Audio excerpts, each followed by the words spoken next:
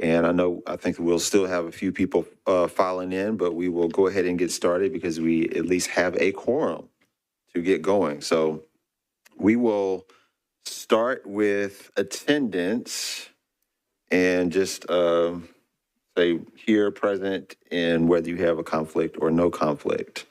Liz Mallard. Present, no conflict. Jamie Villegas. Dr. Zindria Inslee. India Pungarcher. Wait. India is Councilman Eastlick today. Present, no conflict. Okay. Drew Freeman. Yeah. Deanna Allen Robb. Michelle Southard. Where's she at? Where's Delicia at? There we go. Present, no conflict. Andrea Hancock.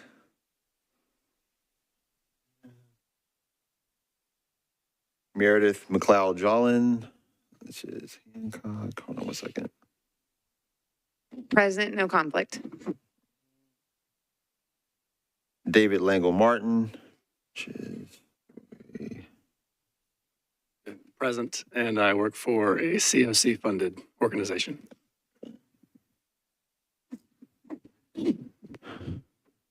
H.G. Stovall. Present, I work for an ARPA-funded agency.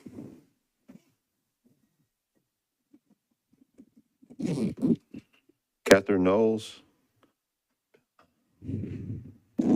Present, no conflict. Alyssa Fernandez. President, I work for a COC-funded agency.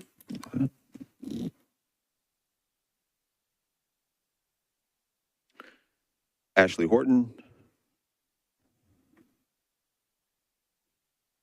Lizzie Goddard.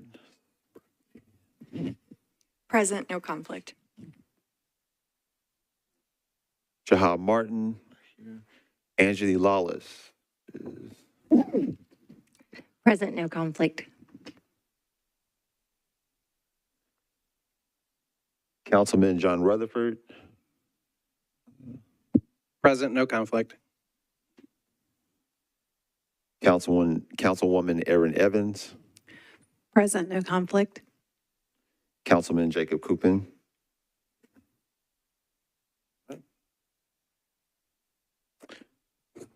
All right. And let us take a moment to recognize those who passed away in September.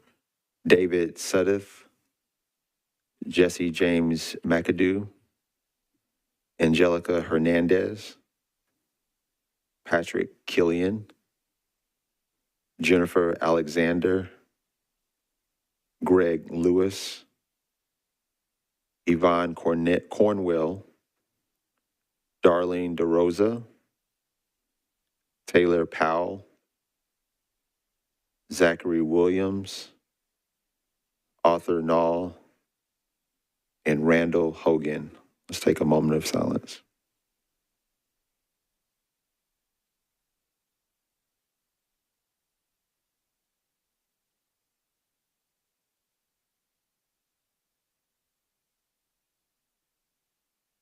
Thank you.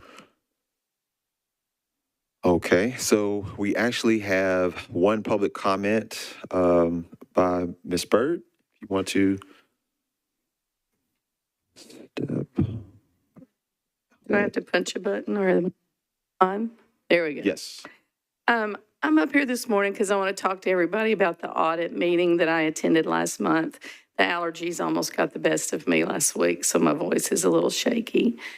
The first thing I want to do is commend every person that works for the Office of Homeless Services, every person that works for a nonprofit, every outreach worker, every mental health co-op, everyone that's involved in the care of our most vulnerable human beings. The work does not stop. It doesn't matter what happens with the bean counters. It doesn't matter what happens with legislation. It doesn't matter. The work doesn't stop.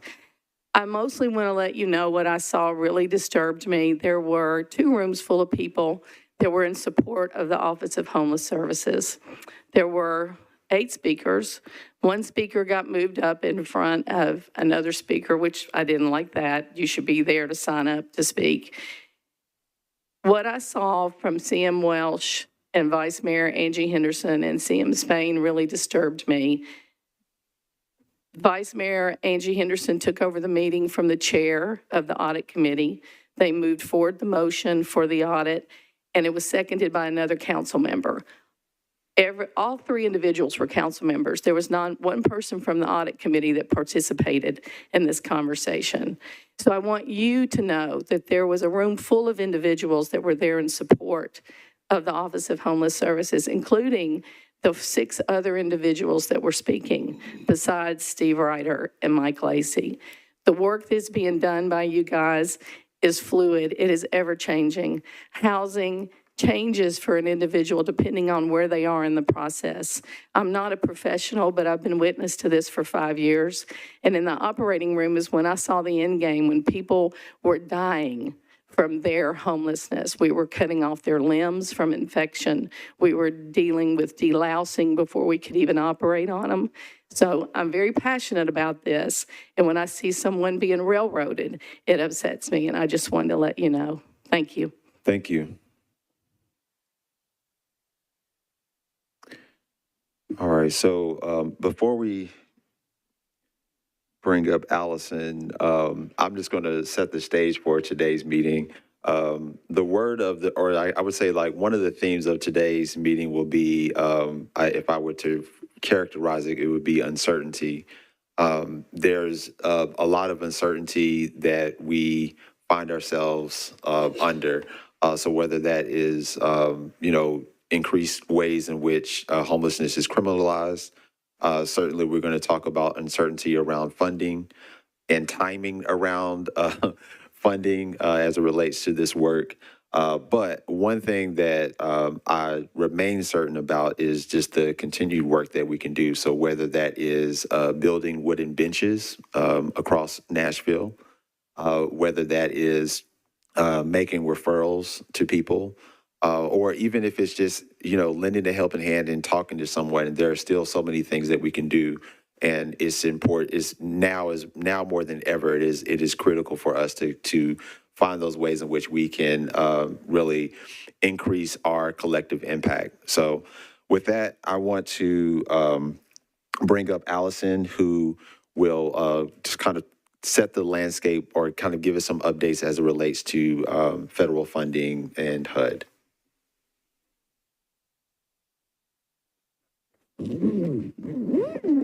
Good morning, everybody.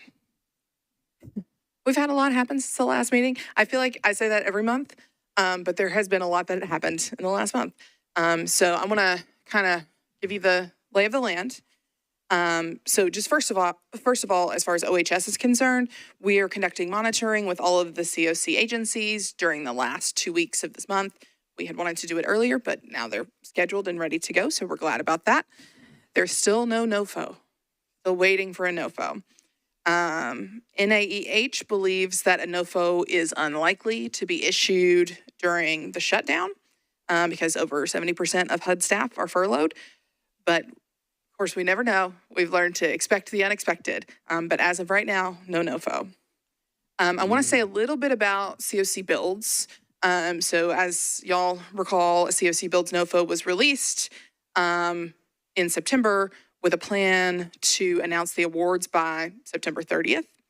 That did not happen. Awards were not announced. NAEH filed a lawsuit against HUD for the grant conditions in the COC Builds NOFO, and they won that case. But it's unclear how that's meant to move forward. I'm not a lawyer, and I'm not sure if the lawsuit had anything to do with them not announcing awardees. Not sure. But according to some HUD sources that leaked this information, HUD actually did decide on awardees for the second NOFO. Remember, we've had 3 COC Builds NOFO. There was a second one in May. They actually did choose awardees for that NOFO in May or June. but they were not ever announced. And that list has leaked. Nashville was not on the list. So there were like a couple of large cities, like I think Miami was one of them, but they were mostly smaller sized cities and rural areas, which makes sense because they wanted to prioritize rural areas with that NOFO. It's really not clear why HUD did not announce these awards. I do know that a couple of senators are looking into it. Senator Gillibrand and I believe Senator Murray. They've sent a letter to HUD asking for further details on what the process was, because they also were concerned about some of the grant conditions. Okay. The biggest news that has come out is there was, a few weeks ago, there was an article in Politico and there was another one in ProPublica that cited several internal anonymous HUD staffers talking about sort of what they know that HUD intends to do.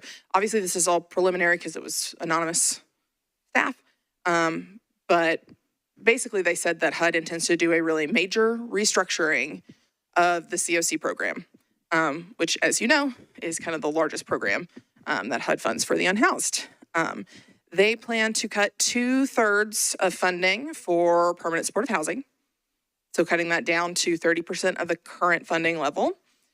And then they want to use that for transitional housing projects that also have either work or service requirements attached to them. You know, back in the day, HUD funded a lot of transitional housing projects that kind of fell out of favor at one point. But this administration has made it really clear that they're interested in that. Now, again, this is not verified. These are anonymous sources in a couple of news outlets, but it is really disturbing and it's really scary. We know that PSH, like those are the best programs for the folks that have a whole lot of needs. It's permanent housing with the supportive services. And it's also, you know, an extremely cost-effective model. Nashville, we've put a lot into PSH because we know that the model works. So this is concerning because it would not be a best practice to do so. We have heard nothing from HUD about this. And again, it may be because of the shutdown and because over 70% of their staff are furloughed. But there is major concern of, I mean, that would be a gigantic shift in how our projects are funded and projects are funded throughout the country.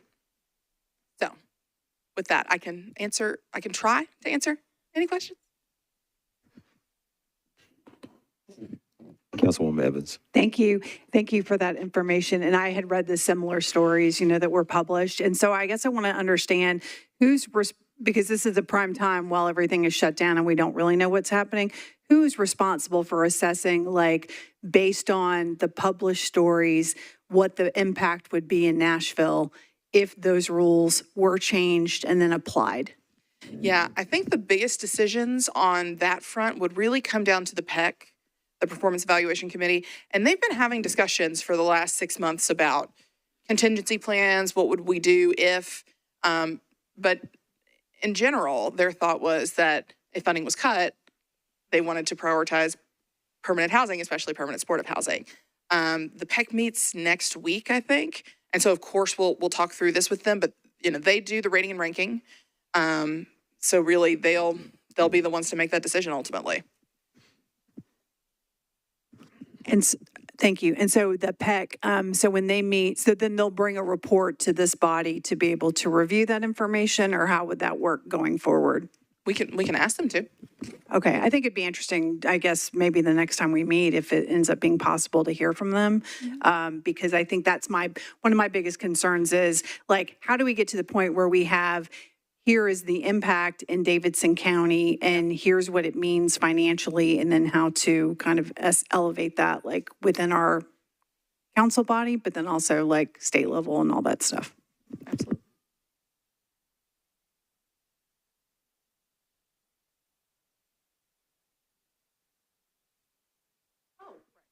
Sorry, good point. Thanks for the reminder, April. Every month feels very long, and so that was just a few months ago, and yet it feels like an eternity ago. That is true. So our office created a report with information about all of the COC funded agencies, how much funding it is, what sort of projects they're divvied up into, how much each agency gets, and then like really drilled into like, this is how many people it supports with permanent housing. This is how many children, people with disabilities. This is how many landlords are receiving funding through one of these projects. So we have that at least as kind of a basis for what the impact would be. The idea there was like, let's show the community if this funding went away, what would be lost. So we can absolutely, that's a very good source of information for, in this case, not funding being lost, but just being like radically transformed. Yeah.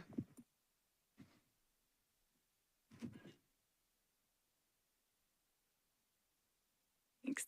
And I think I would just build off of that ask of, I think we've seen other communities put out some very clear, like, this amount of households are at risk of losing their permanent subsidies. So I think if we can kind of perhaps take that existing report from the PAC, lay it on top of the potential policy changes, I think it's going to be really important for us to have as concrete numbers, knowing that it's hypothetical at this point, but potentially likely, to say, especially for folks that are going to rely on permanent subsidies likely for the rest of their life, how many of those households are potentially not just like that could lose their funding and in what amount of time, I think, so we can start building some asks for potential other ways to support them. Yeah, we certainly have that information for COC funded agencies. As far as other sort of vouchers, that would live with MDHA, yeah, because these reports in the media are about COC. So yes, we already have that. Yeah, I'm sure we shared it at a past HPC meeting, but we can send it out again.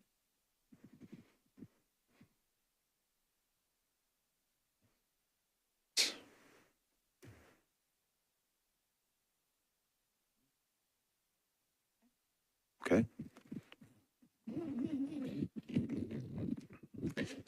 To that end, just this, and actually much more information will be going out later today.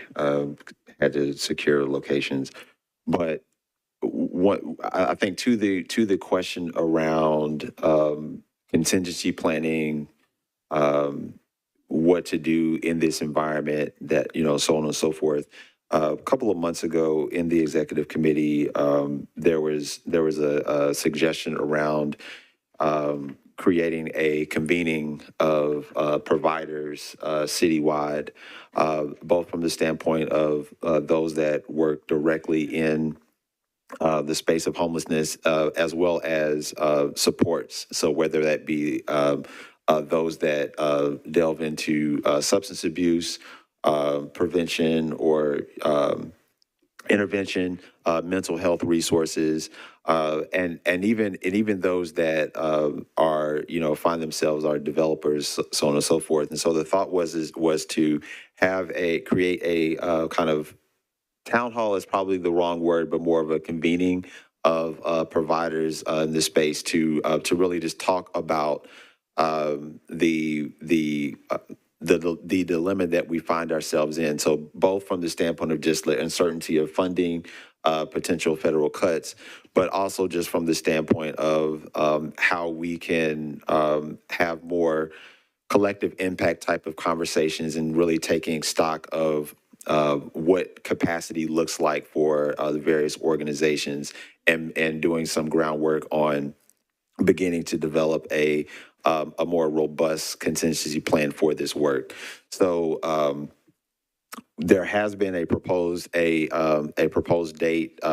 for this convening, November the 17th, and it will be held at the Community Foundation. Part of that is strategic because I think that the goal is to incorporate the philanthropic community as well, to be a part of these conversations. My hope is to have some representation from the chamber as well, but more information will be coming out about that in the next day or two. We're going to really push it out to our channels, and the goal will be to have ideally to have organizational leadership. So it's one thing, to have like a representative, but I think to really have organizational leaders to be a part of this convening and just have this broader conversation. So that will be happening on November 17th. It'll be from 10 to 12 at the Community Foundation of Middle Tennessee. So more information to come on that. Any questions on that? Okay.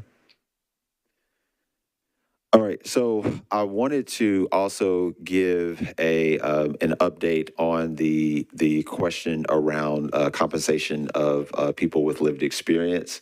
I think as all the members know, that this has been a subject that we've talked about or has mentioned or been brought up for several months, and so just as a quick recap.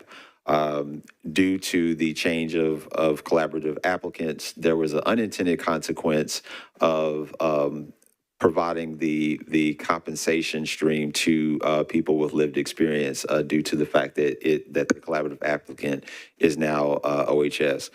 So there's been, I would say just for months, I think that there's just been a lot of different conversations amongst different committees, a lot of different conversations with legal to really create or to determine the best pathway to achieve this goal. I think that it certainly is everyone's interest to find a pathway to make that happen, and so I think that there's just been a lot of conversation around that, and so we. The executive committee, I think the last couple of months have had conversation. And so so for those that want to get more detailed information, it is reflected in the minutes that you have here. But in a really, in my opinion, I think a very productive meeting with Derek, who was able to really engage with the executive committee. And we were able just to ask questions in real time and talk about scenarios, so on and so forth. The recommendation that is on the table, and I'll give the caveats in a second, but I think that the recommendation to create that pathway to be able to compensate those with lived experience is to create a scenario where the CAB would essentially come from under or come from out of the HPC as a standing committee of the HPC, and then from that point it would be a scenario where they would serve as this board would serve as a consultant entity with that we could work with a local nonprofit that does not receive COC funding. To be able to be like the fiduciary agent for that. Now, there are caveats to that. One, as it stands now, we currently do not have the funding in hand to actually move forward with that process in terms of identifying a nonprofit that would do that. So that is a huge question mark.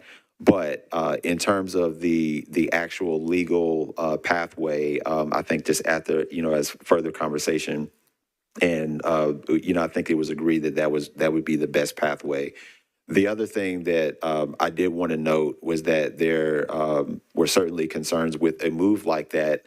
To what degree, one of the questions I think that a lot of people would ask is, well, how does that diminish the voice of the CAB? To what degree does that or does it not? And so I think that another component of that would be to really do some revised language as it relates to making sure that we are building into our charter a framework of some sort to where there's still some sort of feedback loop from that entity. But again, to be clear, we're currently waiting on that funding to even get in-house. And certainly given what Allison just shared, that even, that subject is very uncertain. And then from there, it would require an official like RFP process that we would put out. But I think that for the executive committee, it was important to at least begin to just to make sure that we at least had the framework, and then begin the process of, once we do get that funding, to be ready to go to move forward with the RFP process, as well as have this recommendation brought before the HPC. So with that, I would like to open it up to any questions that you all may have. If I miss anything, Derek, so any questions or thoughts on that? Yes. Thank you, and well done on getting to a direction on this, because I know it's been a big concern.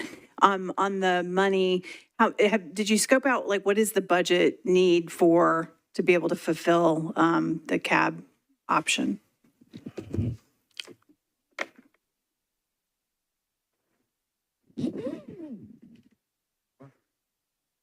Yes, we have scoped out I think it was $35,000 was what we had identified.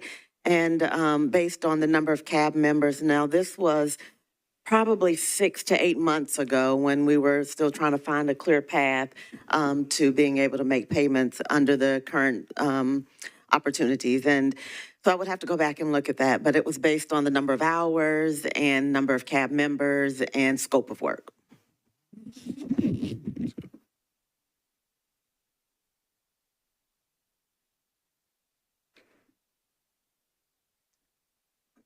Any other questions or thoughts on that update?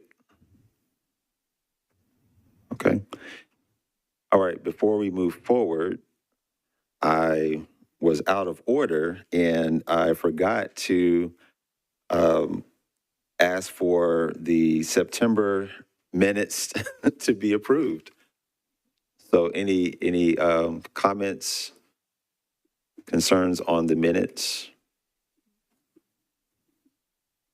If not, could I get a motion to approve those minutes? Where's Joy? So moved. All right.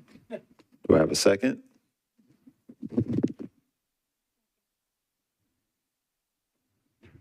Seconded. Okay. All right. All those in favor of approving the minutes, say aye. All those opposed? All right. So those minutes from September are approved. And just another element that came from, on the agenda, it says legal review of documents and proposals.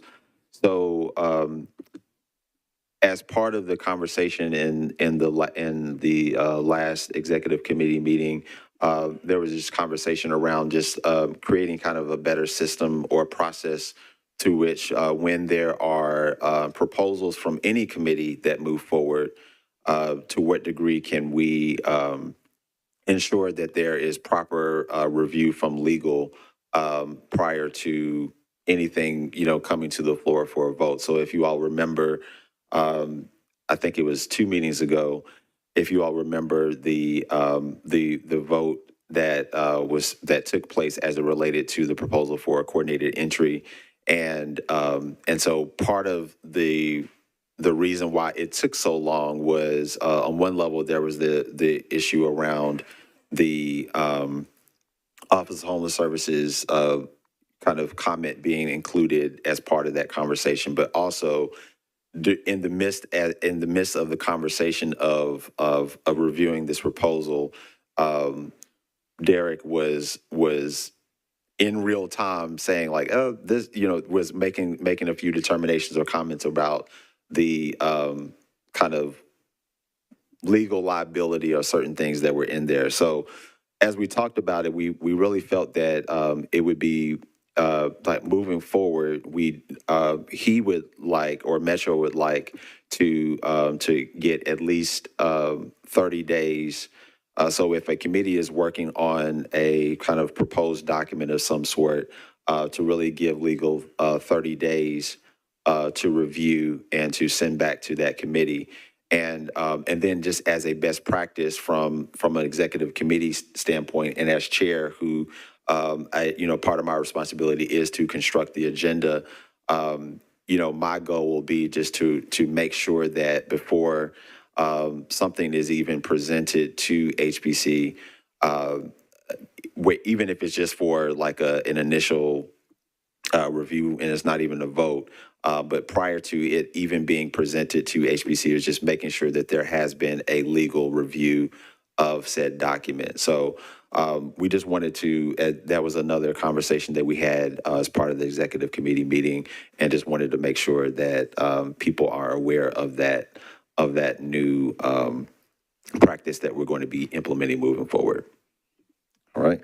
So with that, I would like to go to our continuum of care report by, oh, I'm sorry. We have a question.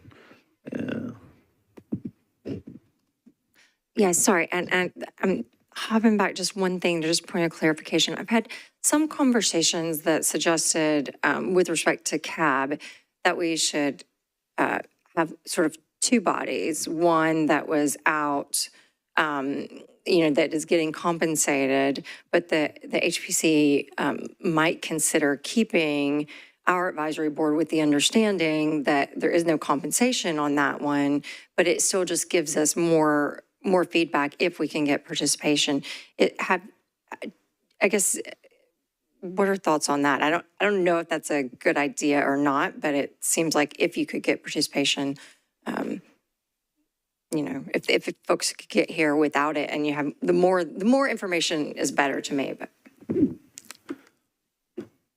So I can give my opinion if you want my opinion, but I would love to defer to one of my executive committee members to give their opinion first, or their thoughts on that. With that was something that was discussed, and so I think to answer the direct question on before we get into pros and cons of that, I think that was something that was discussed, that there could be a universe to where something like that happened, but I'll allow my executive committee members to weigh in on the pros and cons of that.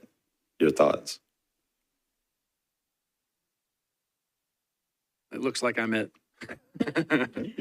So to make sure I clearly understood the question, is it about having continuity from now until the point at which there may be some external?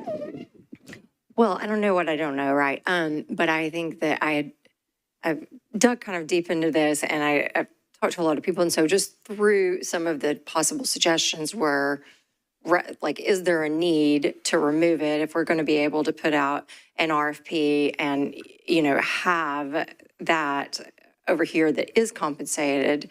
Is there a need to remove our CAB, or could we see if there could be, if there are some people who still want to be involved in some way that understand that there isn't compensation, and maybe that's not a reality, but before we just move it and cut off that possibility, I wanted to be thoughtful about it, I think. Yeah, that's a good question. My understanding is that there would not be a true committee of the HPC outside of the HPC structure, right? So this would be some entirely different type of entity that's established, that's more like a grantee, that's a consultative body. I think the question of whether there could be a committee remaining is a question for the people who would be potentially participating, and whether they have the time and willingness to commit to that, especially without compensation. So I don't know if I would be the right person to answer that part of the question. Hello. Okay, I think there was a little bit, correct me if I'm wrong, discussion because we had Shanley there from the Charter Committee and was kind of giving us an idea of what it would look like in different ways that it was compared to even other COCs. And from a part of the discussion, it was, I think, determined we were going to wait on that to be decided after she presented it to the committee and went over it further with legal. But there wasn't a final determination, but we had proposed possibly doing that to where they were still getting the lived experience and the communication and the validity of information brought back to us. Yeah, I guess that's my point, is just if, rather than as we move through this, and this is a later, I don't want to take up any more time on this, but just as food for thought, and if it becomes something where we have zero participation, then it seems like we could look at disbanding it then, but if we don't need to actually move it and can just create something new, then all that feedback is extremely helpful, I think. So I just don't want to assume that people would not want to participate without funding if there are extra opportunities to do so. I think, yes, the whole point would be to make sure that they are getting funded. And that was another part of the discussion as to if they would still actually be a part of the CAB under the COC and the HPC and everything. So I think, again, it's all still up in the air, but all those discussions have been brought up. And that was one of the discussions, to make sure that, there still is participation and we're getting all the information and the lived experience aspect. Yeah, and I would also add that, the goal and the intention of this body is still to have representation of lived experience as members. And I know that doesn't serve as a substitute for a CAB per se, but certainly I think that the intent would still be to ensure that we have adequate representation on the HPC. I want to get someone else in. Then I'll get back to you. My thing was on something else, so if you wanted to, okay. I mean, I was just going to say, Rico, to that point, since we've downsized, or since we're looking at the downsizing, and there are no requirements specifically for lived experience. I believe, there used to be, I think, a number, but I think at least what's been proposed is removing that. No, not removing the number. Okay. Okay, so it would be still, okay, perfect. My question was about what we were just talking about as far as legal review of documents, because I feel like I'm going to be the next person that's doing that, because I'm doing grievance procedures that's going to be sent out for public comment this week. And so what specifically is the process? I like the suggestion. Do I send an email to say particularly to Derek, or can he see the public comment and just be added to the people that are considered the public to provide commentary? You're welcome to use my, derek.smith@nashville.gov email address. I would ask, though, that when you do that, I have a team that I rely on heavily. I have a paralegal that gets my files open. I have a teammate that assists me in review. But I would also recommend that you include, I don't know who April would designate, someone in the OHS staff needs to also be included, simply because they are the staff of this organization, and I'm a piece of that in legal. But you might just direct it to their office first, and they can get it to me. And I should also mention, the 30-day is on your final product. If during your process, I know some of these documents take a while to get totally completed. If you have a one-off question or something, feel free to funnel that through, so we might be able to get that out of the way, though the final opinion could change when I get the whole package. Yeah, and I'm thinking what's realistic for committee members without knowing your personal email. I think we have a continuum of care manager, and I think there's been in the past where Raquel would be she's right there. She's the staff member from OHS, and then she probably sends it on to people that eventually gets to you. So I think that might be a more reasonable stream. Yeah, Raquel is very confident to get it directed to us after she receives it. And then my other thing was just to understand is there's legal, what's allowed, but then is it ultimately a recommendation? So you're going to be looking at things from a legal lens. Mm-hmm. I can see the concern from community is we've worked on this, we've done these things, and then legal might change something. We offer opinions and recommendations. And that can be open for people to know and see. Or they are rejected at, in our opinion, your own risk, but you're going to get our best judgment of what's proper. We don't get into making the policy decisions. We're more into trying to ascertain within the framework of the CFR requirements for COC operations and what's been approved by HUD for this operation. That's our analysis, is to see, are we deterring from that? And I'll just use a quick example. You mentioned downsizing. Under the Code of Federal Regulations that govern and control the governing bodies for a COC, it requires at least one person with lived experience being on the governing body. That's different from a CAB issue. But, you know, in order to remain qualified as the governing body, that would have a minimal standard have to be maintained. So that's the kind of review I do. If someone was getting outside of those lanes, I try to say, hold on, I think you're going to jeopardize how you operate. Now, to your grievance process, you know, I think there's something in the CFR about those processes too. So I'll be turning my attention to that part of the code and giving you my feedback of if I think anything conflicts. If it doesn't, it's acceptable. Yeah. And then by the time it's going to public comment and then general membership and voting and stuff, but by the time it comes to HPC, you would want to be able to say that legal has reviewed, and this be, if they have some feedback, that would be shared. Okay. Yeah, and again, I think I appreciate that question. I think the biggest thing is not legal telling us what to do per se, but I think just helping us to prevent unintended consequences of an action that we're trying to take, if that makes sense. So, all right, we got HG. Thank you, Mr. Chair. Mr. Smith, thank you for that thoughtful approach of reviewing things as they grow as a matter of efficiency. I really appreciate that. Can you help us understand the threshold for things that come to your team? It sounds like we didn't have a precedent until last month, and so I don't know what I don't know about the past. Well, for example, at times, whenever you all propose charter changes, those come to legal for review. And we determine if it fits within the legal framework from which you operate. And then if we felt like something wasn't, we would comment. So there has been a pathway. I just don't know what I don't know, because I don't have information about what's going on at each committee's meetings and where they are in their particular project. So it's just a communication issue.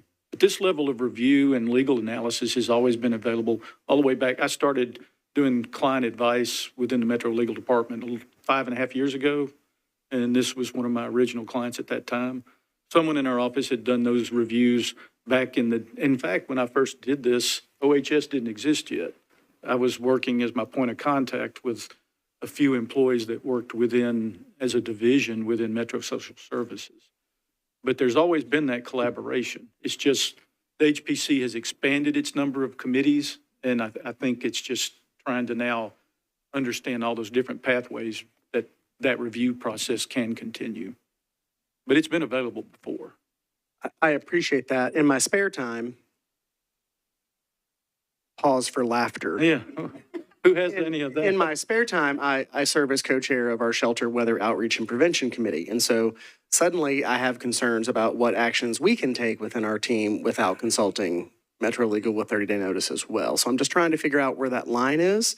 And if we don't know where the line is, that's okay. I want to name that publicly because I don't want to be surprised again when we have a recommendation from a long-standing committee who has invested a year and then we have another pause. Sure. And before I forget, Angie, with as much due respect as I can offer, I don't want to create a second-class committee.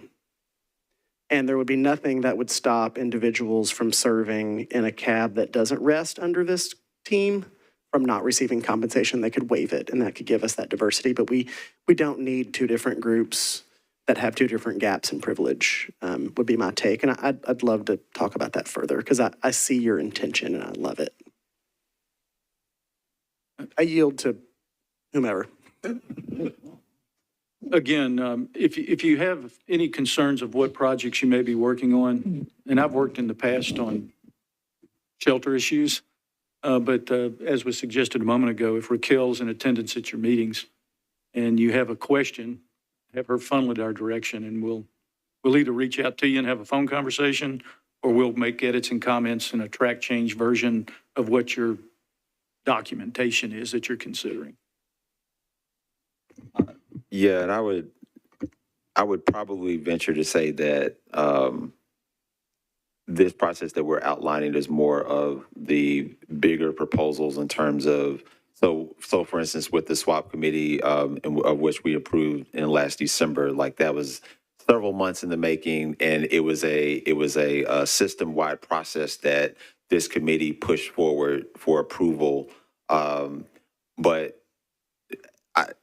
to get legal review on a particular action that you all are taking I don't necessarily know if that needs review. So I think it's instances where we're pushing forward something that we're pushing forward for public comment, public review, and we know that there are certain projects within each committee that take several months in the making, and it's just making sure that we're dotting our I's, crossing our T's. But if there's a particular project or an action that the swap committee is taking, that doesn't necessarily need to go under legal review because you all are operating within the bounds of the work that you're already doing, if that makes sense. Kind of. Okay. Just a quick comment. I think it's important to be clear that this is being driven by the HPC Executive Committee, not by Metro Legal, if I'm understanding correctly. We've asked as an executive committee to incorporate that into the process so that we have the information, to Rico's previous point, just so we understand any unintended consequences. So there's no requirement per se that we run things by Metro Legal in that sense. The exec committee is asking that we try to do that in advance so we don't put legal in a position to do that in real time going forward. Is that correct? Yeah.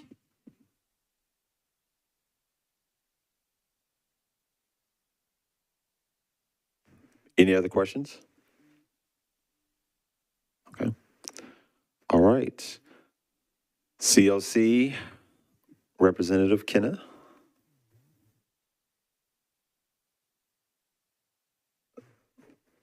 Hello? All good, okay. Morning, everybody, it's me again. So just following back up, we have not met, or the general membership has not met since the last time we had HPC. So just a reminder that our next HPC meeting is, next COC meeting is October 16th at 10:30 at the National Rescue Mission Men's Campus. So please, we encourage everyone, if you have time, to come, as we are trying to work towards joining bodies and kind of, I know that you guys have me in this role, but I always think it is sometimes best to make sure that you are attending, if you can, even sporadically, just to see the way that the COC as a body is operating and what they're discussing. As of today, I did want to point out, just from listening today, I know, Angie, your discussion in regards to the lived experience. So in your updates, it does have an update from the CAB, which the first or the second key update is the concern regarding quorum, because I know that in our committee chairs meeting, the chair of the CAB also expressed that the reason they're having issues with quorum is people not being able to get to meetings, they're not having compensation to get on the bus and take that time from work. So I did want to point that out, that you guys do have a report directly from that committee on here. And then there's a large list, I will not read it to you, of like the support needs that they have in that committee as well, while they also have not been able to regularly meet. So I did want to point that one out. You guys have already heard, kind of trying to relate to what you guys already discussed, the update about the charter. So you will see that on your second page of your updates from Shanley, of her attending the executive committee, and then deep diving into the section regarding working on requesting input from relevant committees, and that the charter continues to look at should committees be operating as part of metro governmental bodies. That's one of the things that the charter is looking at. The other things I wanted to point out that have been going on between the last little bit of time, The Standards of Care Committee, we are changing when we are meeting. So we too are having an issue with quorum because we were so tiny. There are only 5 of us and we're all busy people. So we have increased our committee by a couple, but due to that, we also had to look at changing when we're meeting. So our meeting time has changed and will be starting next month or this month in October as the 3rd Monday. So just letting people know that. And if there is anyone else on HPC who is interested in joining, please join or talk to others in your community. We're really trying to get a diverse look of people to join that committee, not having it just be people who are COC or ESG funded, but I really would also just love just a general community member, because I know recently as the chair of that committee, I've been getting some questions on what do I do if someone isn't following the standards? Does that go to you? And so I think the more that we can kind of involve a diversity of people on that committee, the better, as our goal as that committee is to go beyond COC and ESG and just in general, the standards of care for Nashville in addressing homelessness. So, my main things, I don't believe you guys got the list again this month, but you guys got a list of a lot of topics last month. So my question was more, was there any topics from the last month that you guys wanted clarification on that was provided to this body? There were a lot. So I know I kind of gave it to, hey, check that out. Let me know if there's any kind of follow-ups, because I know there were tons.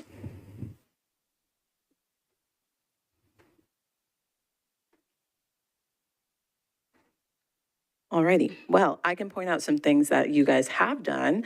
So I like to be a positive Polly. So one of the things that was mentioned was how do we get ahead of federal changes? How do we have strategic alignment, which you guys are talking about in bringing the PEC to your next meeting. So kudos on that. You're already answering that one. Write that one down, whoever's taking notes, so that we remember to tell the COC that you're doing that. I think my biggest thing for you all last month was there is a request to have HPC present on the agenda for the COC. Because of the way the COC meeting is falling this month, I will be making the agenda because the nomination and membership committee will not meet prior to the next COC. So my question was, is there anyone here that plans on attending who would be able to do that? Rico is raising his hand. Thank you. That would be great. So again, and that's about trying to make sure that we are, communicating between the bodies. And I think the ask from the COC was, can we hear it not just from my pretty face, but from the actual NHPC member? So thank you, Rico, for volunteering. Yay. But apart from that, our goal really, when we move into this new meeting for the COC this month, is going to be really kind of tightening up our use of Menti. I mentioned that last month, and really kind of doing more of a conversation to kind of narrow it down, because I think we all have a lot of ideas in the COC and everyone has a lot of passions. And so we're going to do more of a put it all in the very beginning and then have people vote on what topics we kind of start with, and kind of selecting just kind of the top 3 to be what the general membership discusses. And then you guys will still get this list. And I guess my question to you all is, do you like the way that we are sending you the Menti kind of questions that they have? Is that helpful?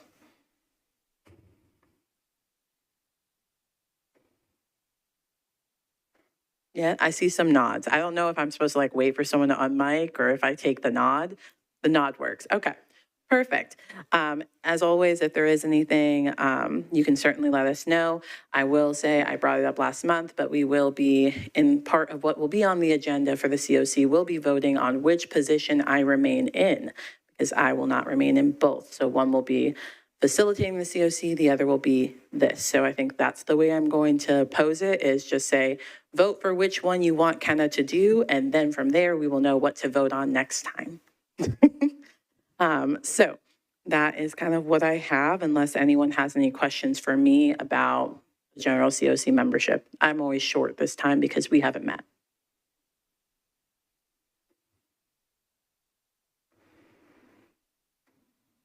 No other questions or comments? All right. Thank you so much, Kenna. And we may or may not see you in this role next May- time, but we'll see what happens. May or may not, we will see. But I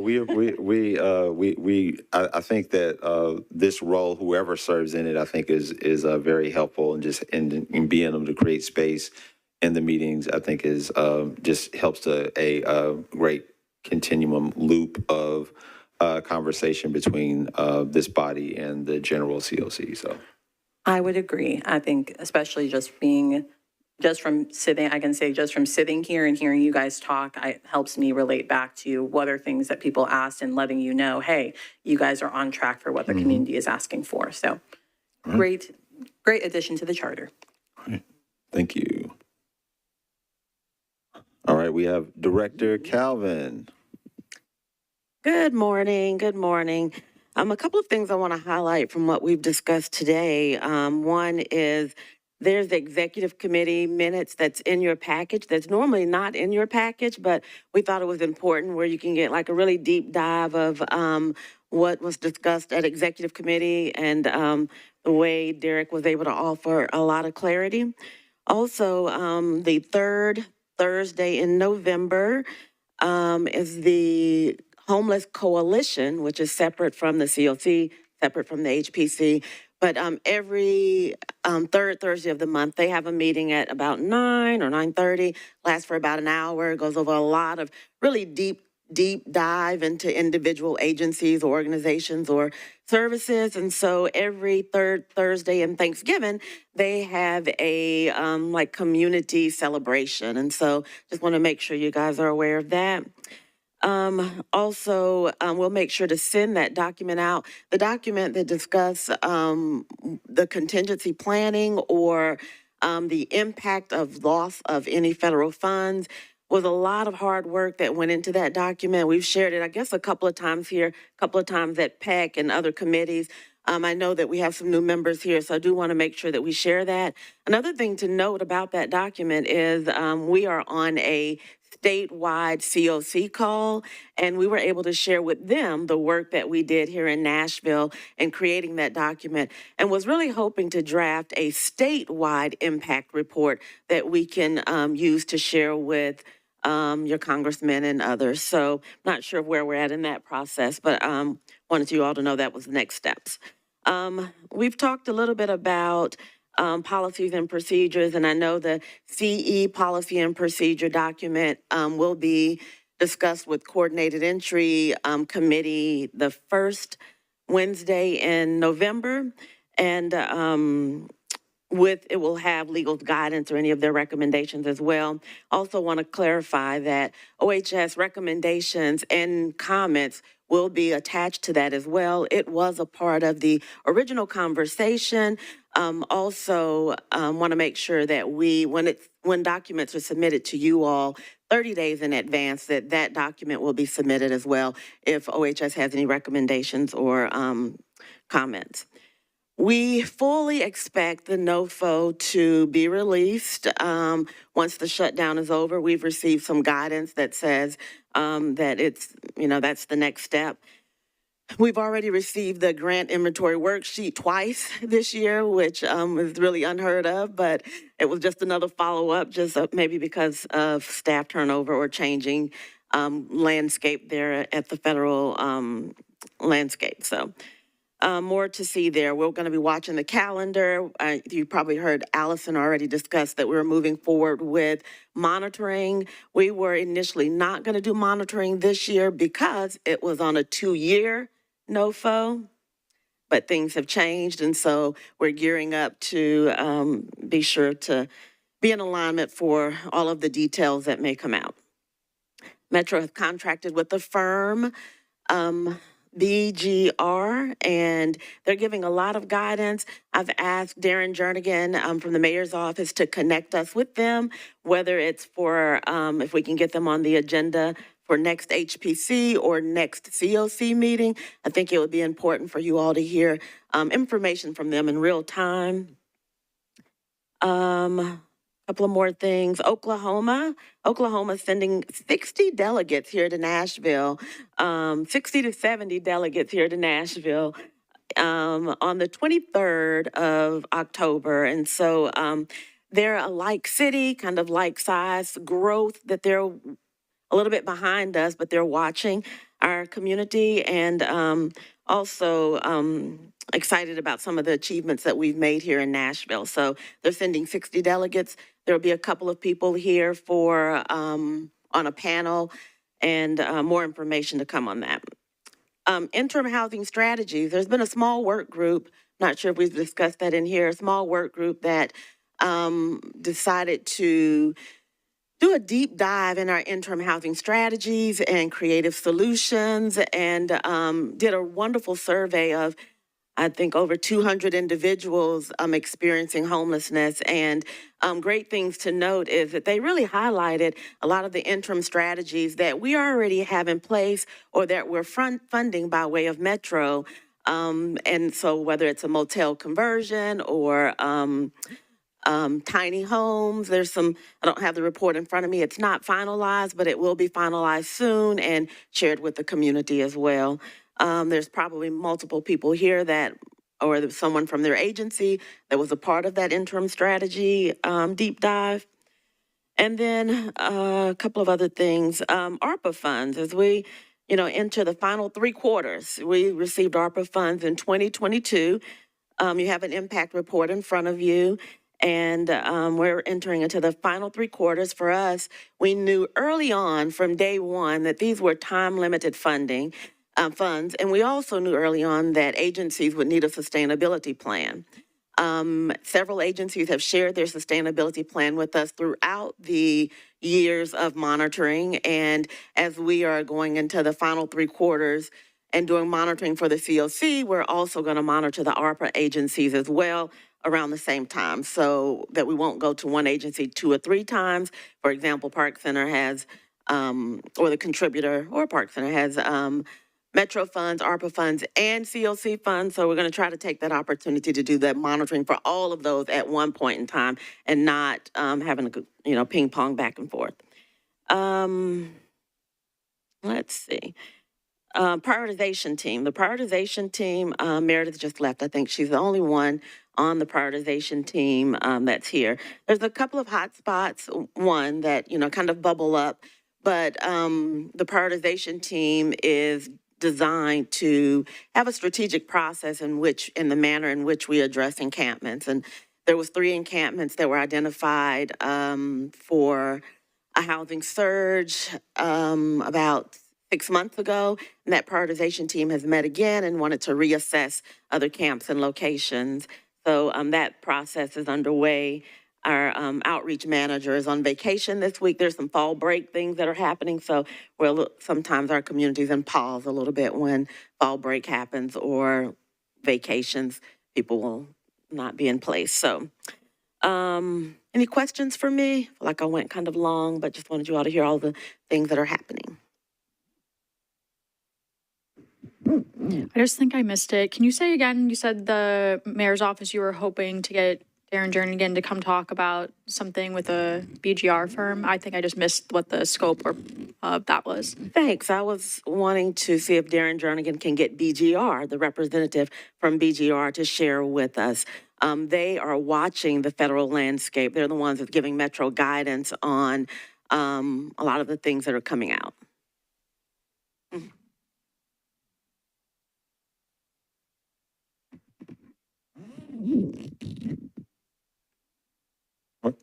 Thank you, Director Calvin. All right. Last but not least, we have Hannah, who's going to talk about our HMIS data. Hi, everybody. I'm just going to hit the main points in our report that you have in front of you. In the month of September, 3,585 people experienced homelessness. That was 284 families, including 537 children and 2,634 adult-only households. Additionally, in HMIS, we saw the National Rescue Mission serve 1,422 people.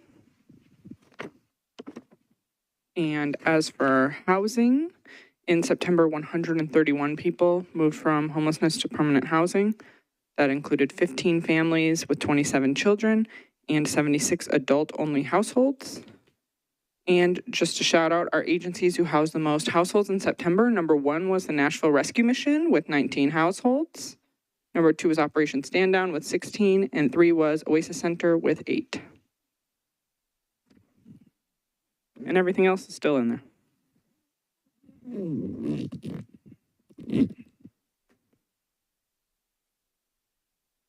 Any questions or thoughts on that?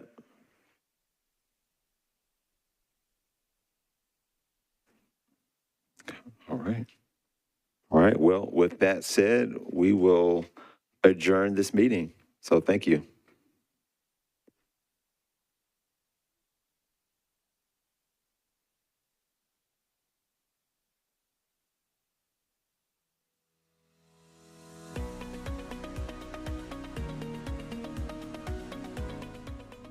This has been a service of the Metro Nashville Network. If you would like to see this presentation again, or for more information on this and other programs, visit nashville.gov.